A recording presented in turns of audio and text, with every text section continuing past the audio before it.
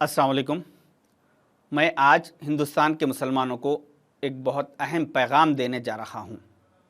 अगर आप चाहते हैं कि पिछले 1000 सालों की तरह आगे भी आपकी ज़िंदगी के फ़ैसले शरिया क़ानून के मुताबिक हो, तो आपको 2024 के लोकसभा इलेक्शन में वोट देना पड़ेगा।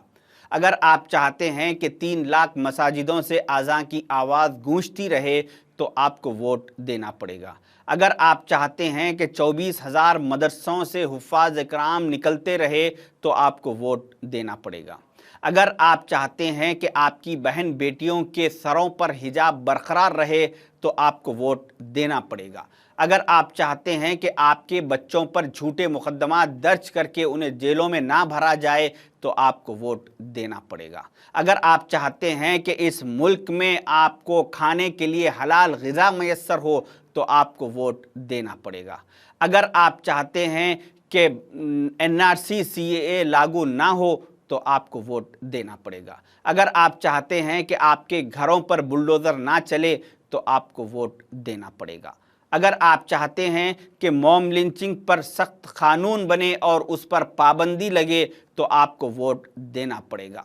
अगर आप चाहते हैं कि इस मुल्क से नफरती तकरीरों का खात्मा हो, तो आपको वोट देना पड़ेगा। अगर आप चाहते हैं कि उर्दू जिंदा रहे, तो आपको वोट देना पड़ेगा। अगर आप चाहते हैं कि वक्फ बोर्ड के इदारे को हुकूमत ख़त्म करके इस वक्फ की सारी जायदादों पर हुकूमत काबिज होकर ना बैठे, तो आपको वोट देना पड़ेगा।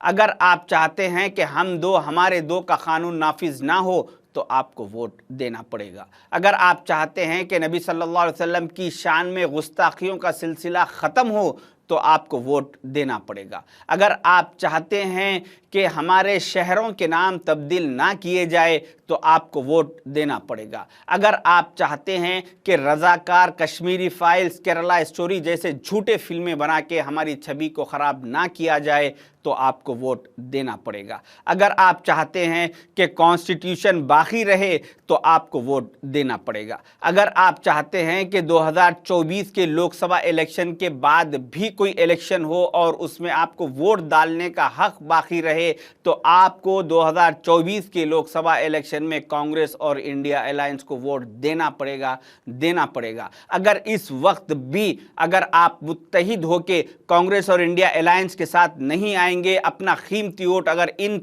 पार्टियों के हक में नहीं देंगे, तो फिर मैं जो ये लिस्ट गिनाया हूं, अल्लाह ना करे ये हालात आप 4 जून के बाद अपनी आंखों के सामने देखेंगे। मैं आपको डराने की नहीं बल्कि हालात से आगाह करने की कोशिश कर रहा हूं। अभी इन इंडिया अलायंस से हटके जो दूसरे रीजनल पार्टीज है, जैसा कि BRS है, BSP है, JDS है और TDP, ऐसे जो स्टेट रीजनल पॉलिटिकल पार्टीज है जो इंडिया अलायंस से बाहर है, ये पॉलिटिकल पार्टीज के मुस्लिम कायदीन आपके पास आएंगे और कोई किसी के चेहरे पे दाढ़ी होगी, किसी के सर पे टोपी होगी, कोई शेरवानी, कोई कुर्ता पैजामा पहन के आके आपसे आज़ीज़ी करेंगे कि देखो आप दूसरे एरियो में आप कुछ भी कर लीजिए, आप कोई भी पार्टी को, मगर इस इलाके में ये हमारे लीडर साहब है, ये बहुत अच्छे हैं, इन्हों हर हमेशा अवेलेबल रहते, आपकी हर ज़रूरत को पूरी करेंगे, आपके साथ मुलाकात करेंगे, आपके प्रॉब्लम्स को हल करने की कोशिश करेंगे। इस तरह से ये लोग मुस्लिम कायदीन आके आपके सामने बात करेंगे, ये BRS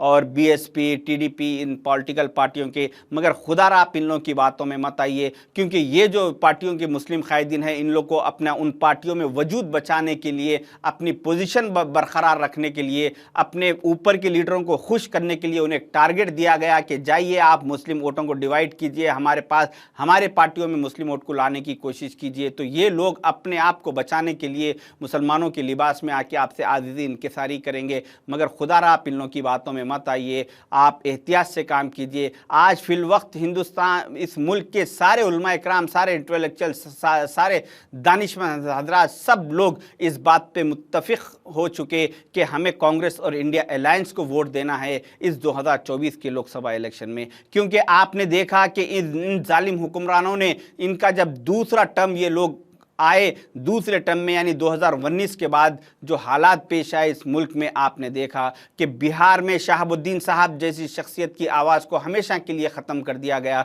गुजरात से अहमद पटेल साहब की आवाज़ खामोश हो गई और उत्तर प्रदेश से अतीक अहमद साहब का कत्ल कर दिया गया। उसके बाद मुख्तार अंसारी साहब की आवाज़ को भी दबा दिया गया, फिर आज़म खान साहब की आवाज़ को भी हमेशा के लिए खामोश बिठा देने की कोशिश की गई। अभी जो अगर ये लोग फिर तीसरे टर्म में आएंगे जालिम हुक्मरान, तो फिर बचे कुचे जो हमारे कायदीन हैं, जैसा कि कर्नाटक से ज़मीर अहमद खान साहब है, जिसकी भी शाहिद कि उनकी भी आवाज़ को ख़त्म कर दिया जाएगा। तेलंगाना से जैसा कि मोहम्मद अली शब्बीर साहब है, उनकी भी आवाज़ को बंद कर दिया जाएगा।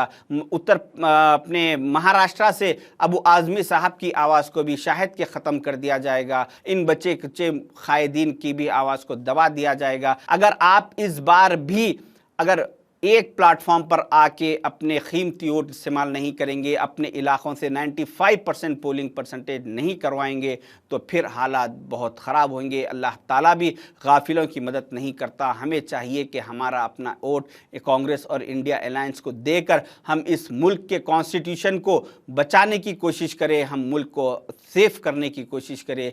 खुदारा आप लोग किसी दूसरे पॉलिटिकल पार्टियों की बातों में मत आइए, मुत्तहिद होके इस बार कांग्रेस और इंडिया अलायंस के हक़ में वोट दीजिए। शुक्रिया, अल्लाह हाफिज़।